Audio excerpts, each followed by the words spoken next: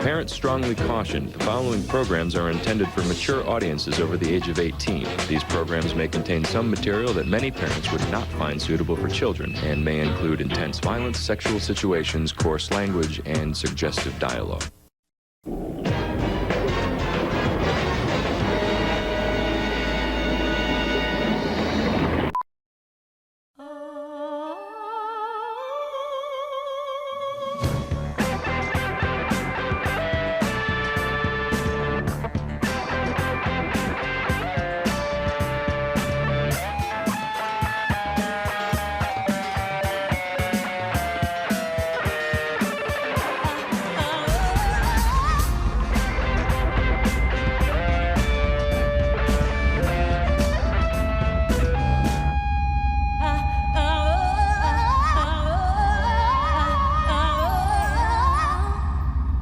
Hey everyone, CBM Productions here. Today, let's talk about romance, shall we? Love is something that most people on this planet desire. The thought of having a partner that you can express all your feelings towards and be intimate with is something that most people want to experience in life. And in many cases, people that are willing to go through all the trials and tribulations of being in a relationship can find that special person that can make their heart whole. But in life, some people are able to accomplish this easier than others. Not everybody has the physicality of an athlete or the charisma of a movie star, but we've seen in life that you don't have to be the top of the food chain in order to gain a partner's affection. But with how readily available social media and the internet is nowadays, it's very easy for people who are lonely and very sexually frustrated to turn to the dark side and become a way more obsessive version of themselves than anyone could have anticipated, including themselves.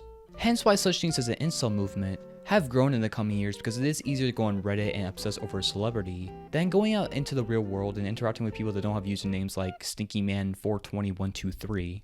Because on the internet, you can say whatever you want behind a screen and have no consequences for your actions. That is until you start inserting yourself into people's lives as if you're the main character. And that's what we'll be discussing today. People that were more down bad than Mikey Madison fans. God bless a dinosaur that died that made the fossil fuels that was treated to become petrol in the car that took your mama to the hospital to give birth to you. What the fuck is this Jurassic Park bullshit? I'll be talking about a handful of stories in which a handful of individuals let their intrusive thoughts win about being down horribly bad, and going after certain women that they become infatuated with, ending up with their lives in a way worse state as a result, versus them going to get the help that they desperately need. I've covered these sorts of situations and people beforehand. Making an entire series about creepy JENNA or ORTEGA stands just showing how unhinged they are.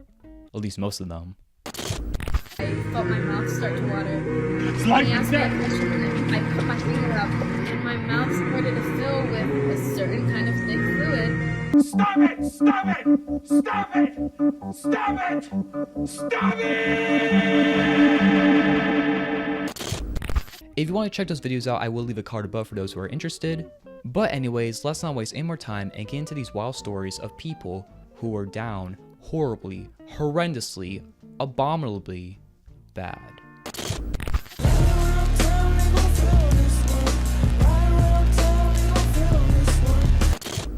So our first story is about one of the most popular Twitch streamers on the platform in AMOURANTH, real name Caitlin Saragusa.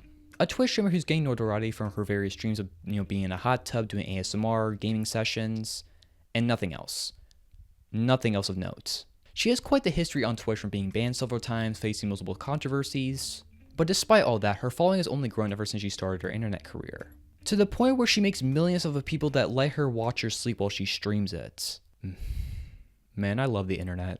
But her history is not the focus of today's story. The main character of this narrative is one that will be simply known as the man from Estonia, as his actual name and identity is still a mystery on his ongoing narrative. What started this story and caused the game's contraction is a Twitter thread. Oh wait, I'm sorry, an X thread doesn't have the same ring to it.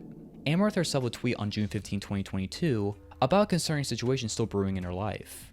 She would detail a situation where, in her own words, my stalker traveled from Estonia, Europe, and came to my city, camping out in a hotel with my line of sight to my P.O. box and spent over a month camping out daily at a Starbucks next to my P.O. box, 44 days, 33 minutes. He psychotically streamed every minute of his excursion, internet signal permitting, everything in real time, on Twitch, typically to 0 viewers, but growing as he gained notoriety. His account would get taken down, but he would make another, maybe using the same alias, N+1, taking up the numerical suffix in his screen name, methodically almost. By his own admission, he went scorched earth and sold everything and left his life in Europe to come here on a hopeless and self-destructive pilgrimage. He hawked his worldly ties, selling his house, his car, all his possession, and his cat even, all by his own admission in a series of publicly posted and privately deleted vlogged videos, almost a manifesto. The only things he brought with him other than his phone and the clothes on his back was a saxophone and a change of clothes, formal attire.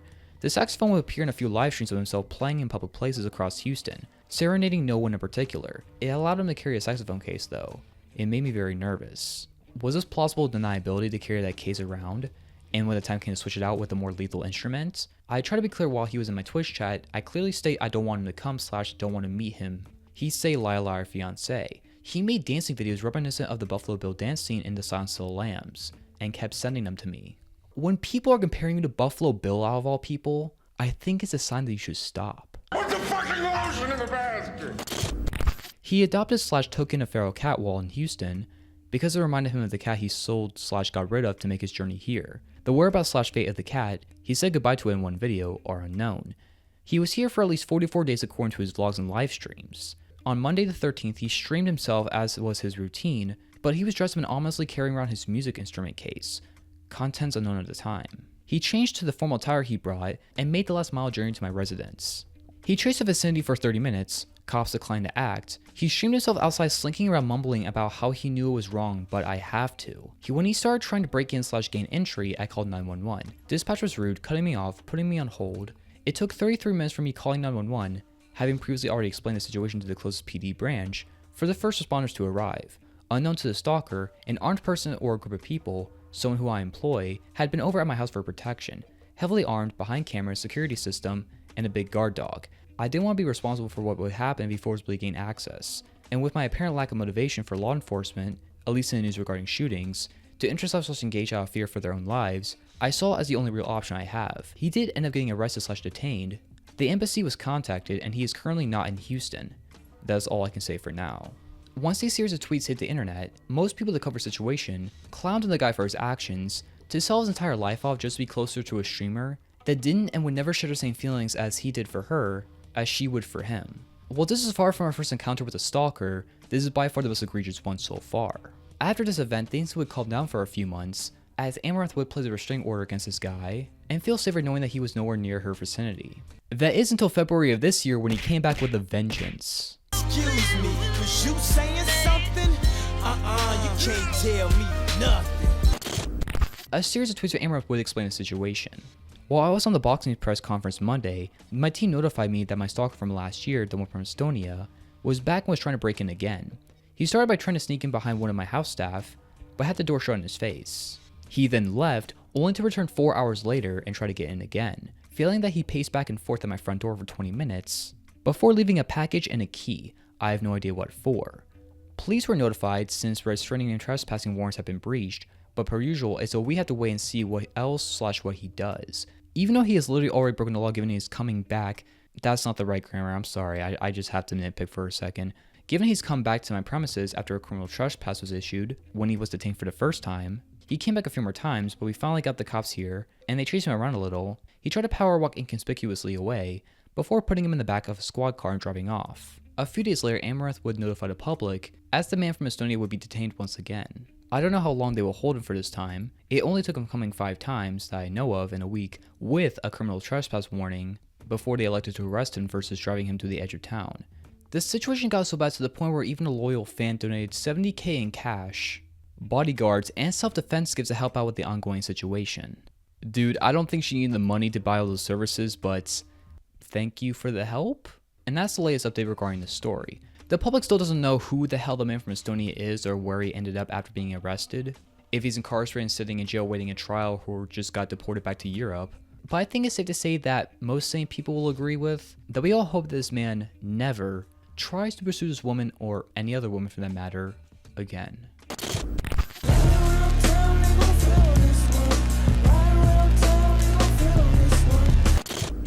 Now, let's jump back into the past a little bit and discuss the golden era of YouTube, back when it was just a bunch of random people just goofing around and just having a good time with a camera.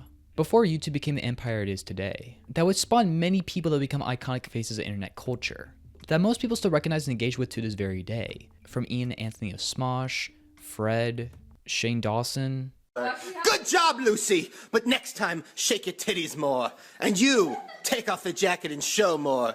Good job over there. Okay, probably not him. But the creator that most people would say was the first true internet celebrity of the YouTube era, that gained an audience that would change the multimedia reviewing discourse forever, was James Rolfe, aka the Angry Video Game Nerd. Most people that are watching this video, I would bet, are aware of James's work and his influence on reviewing culture. If you don't, the Angry Video Game Nerd, or AVGN for short, was a persona that James would put on in order to rant on games that he would deem absolutely terrible from his childhood, doing it in ways that were revolutionary for content creation on the site. Given his background and upbringing in movie making, learned the skills to use VFX in his videos, along with his unhinged personality and dialogue, made the AVGN a household name that still carries weight to this very day. But with the case back then, and even still to this day, whenever a public creator blows up on YouTube, there will be many people out there that will try to copy that creator's style of content, and try to copy it from the ground up and insert themselves in the role of said creator. And the AVGN was no exception to this. Him, along with Doug Walker of Nostalgia Critic fame, will be among the first creators on YouTube to experience the dozens of clones that try to copy their style of content. There's an amazing video by Magic Mush that covers many of these AVGN clones of the late 2000s, where they desperately try to mimic the AVGN formula, but without the skills or the personality, to gain an audience on the level that James Rolfe did. He's the angriest gamer you ever heard. He's the angry video game nerd. Open door. Open door. The Nintendo Shit Cube. Graphics by ATI. ATI, my ass. This looks like a fucking chocolate chip cookie.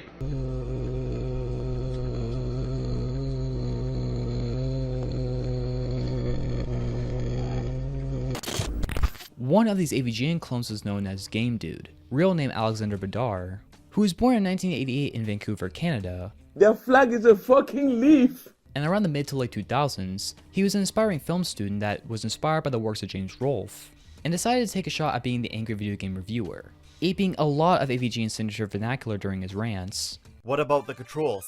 They stink. I'd have more fun letting a gorilla hammer coconuts up my nostrils. Destroying games.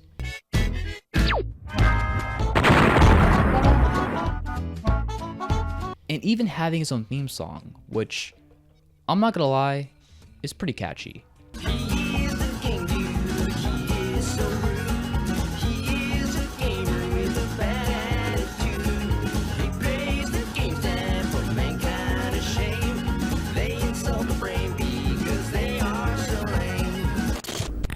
Anyways, during his days on YouTube, while he was deleting comments that criticized him, and deleted and re-uploaded his content whenever his videos weren't up to the rating he wanted, he was also mixed up in a relationship with a woman named Alana, his very first girlfriend, and he became infatuated with her, to the point where he saw her as the woman that he would spend the rest of his life with.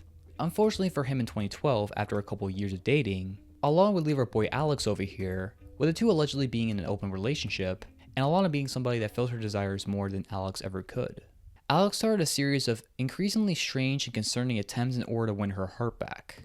From goofy attempts at him making his own music videos of him dancing around in his local area, lip-syncing Rick Astley, John Lennon, and the like. Never gonna give you up, never gonna let you down, never gonna run around and desert you.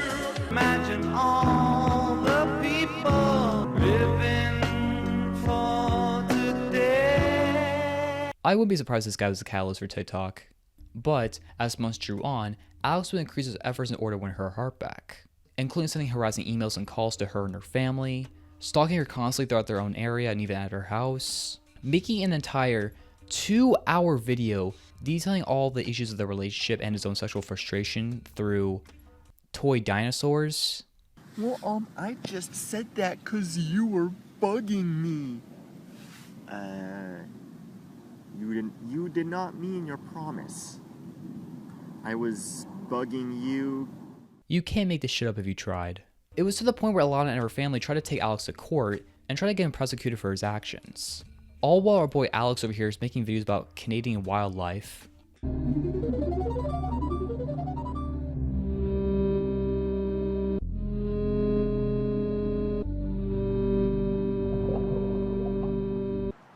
Hey, want some? Hey, chocolate. Look. Chocolate goose. and also filming police officers, thinking they were out to get him. Shea, what is your badge number? 2355. And yours? You haven't been. Hmm? You can read, right? Come on, what is the fucking... What is... Oh, bitch, get the fuck out of here! Eventually, Alex is taken to court regarding his actions against Alana and her family, where Alana actually ended up not making it to the witness stand due to having an emotional breakdown beforehand, causing the case to be dismissed and Alex given no punishment for his actions. Which, thank God for him, because he planned to defend his actions of stalking Alana, being at places where she knew she was at, by trying to visualize it through Pac-Man level design. I don't even know where to begin. He also tried to rebuttal that Alana was allegedly a rapist for presumably getting an STD from their open relationship and him finding out about it, and also claiming that they never had an open relationship in the first place. Regardless, Alex wasn't charged with anything following this dismissed case. But in fear of being prosecuted in the future, he decided to flee the country. But not without making a video first that basically acts like a manifesto of his life, basically just him just getting everything off his chest regarding all the people that he's felt that wronged him in his life, from Alana and their relationship to his parents for circumcising him, which was a major point of contention for him, where he actually engaged with a website known as the Foreskin Restoration Activist Movement. What did I just fucking read? Anyways, he would leave his old life behind, and to this very day, over a decade plus since he made that manifesto, he has been completely absent from the internet and society in general. There is not one picture, one tweet, or anything to prove where he's been since this incident happened, and I think he likes to keep it that way. This is one of the wildest stories on a YouTuber that not many people talk about. And even with my brief overview of the entire situation, there is so much more this guy did to the point where you can make like a Chris Chan level documentary video, just detailing how one's mind can just devolve into madness and frustration over being infatuated with a woman that just lost interest in him. Overall, I think it's safe to say that Alexander Badar was down bad. Look at me, I'm Donkey Kong!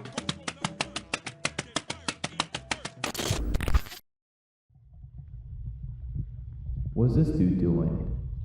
Is he posing? Strike! Strike! Batter out! That's the game!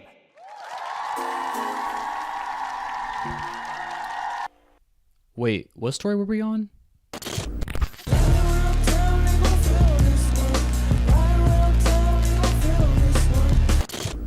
Now, let's jump to something more recent and talk about the JUSTFOXII incident. For those who are not clued into what I'm talking about, JUSTFOXII, real name Kylie Carter, is a Twitch streamer to gain notoriety from her Fortnite streams and nothing else. Nothing else of note. Anyways, she has gained hundreds of thousands of followers across multiple social media platforms like Twitch and Instagram and the like. But starting off the story, on the night of May 16th earlier this year, a random man in a baseball cap and a mask walks up to the driveway of JUSTFOXII's house, places a brick and a boiling pot on top of her Jaguar F-Type, and proceeds to light the pan on fire, causing her car to be engulfed in flames. As a result, that damaged the entire front of her vehicle, and the fire also spread to a part of the house, damaging it as well. The man will later be arrested in a follow-up video by JUSTFOXII herself, saying that she wasn't home at the time of the incident, but her mother and pets were. Luckily, no one was injured during the incident, as the man who did this is currently being charged and tried for felony aggravated assault. We don't know much about this man or why he decided to do this in the first place, really only mentioning that he was a stalker of hers in her Twitch chat, and that he drove 700 miles to commit arson. For some reason. By the people, of the people, for the people. But the people are retarded. She has gone radio silent all of her socials since then, and she'll probably come back and give an update regarding the situation once it's complete. But let this be a lesson to anyone who's obsessed with these Twitch streamers or any sort of woman or man or whoever on the internet. You are not important in their lives. Get real. And you shouldn't drive cross-country in desperate ways to sway them into your arms by committing felonies and ruining your lives as a result. There's a lot of weirdos out there, and I truly feel bad for any sort of Twitch streamer, any sort of person in general that has to deal with obsessive fans like these, because this is just wrong. But it's not the worst story we'll be talking about today.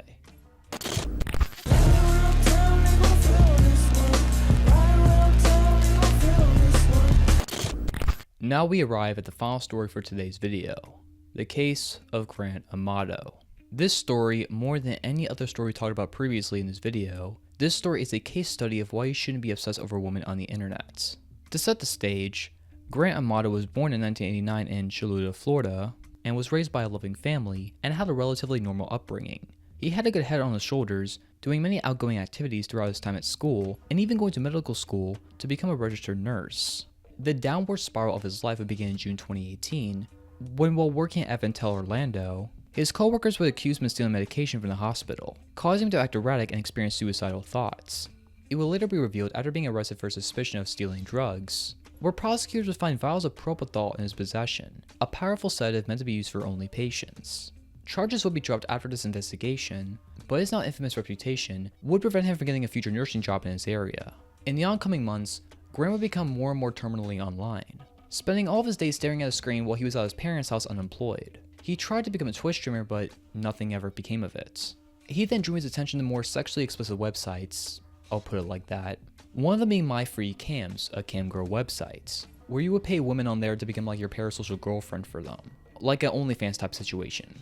And there he would meet the woman of his dreams, a woman by the name of Sylvie, a camgirl from Bulgaria. Grant became obsessed with Sylvie, spending around $2,500 a day to watch her streams and pay for her to do special things for him. You can fill in the rest. The more Grant threw money at Sylvie to gain her affection, the more he was actually putting his family into debt, because by the end of his run, he spent almost around $200,000 in order to support this Bulgarian camgirl, while his family was experiencing credit card charges in their accounts they didn't even recognize. All because of Grant's expensive endeavors. The family became fed up with his online obsession of this woman, and tried to pull him out of his addiction by sending him to rehab facilities, trying to make him get a job, while his brothers took him to a getaway trip to Japan to take him away from his computer. But nothing worked, as Grant would eventually find his way back to Sylvie. Grant would also move to his aunt's house around this time, where he would also spend large amounts of her money on Sylvie, to the point where he genuinely believed that Sylvie was his parasocial girlfriend.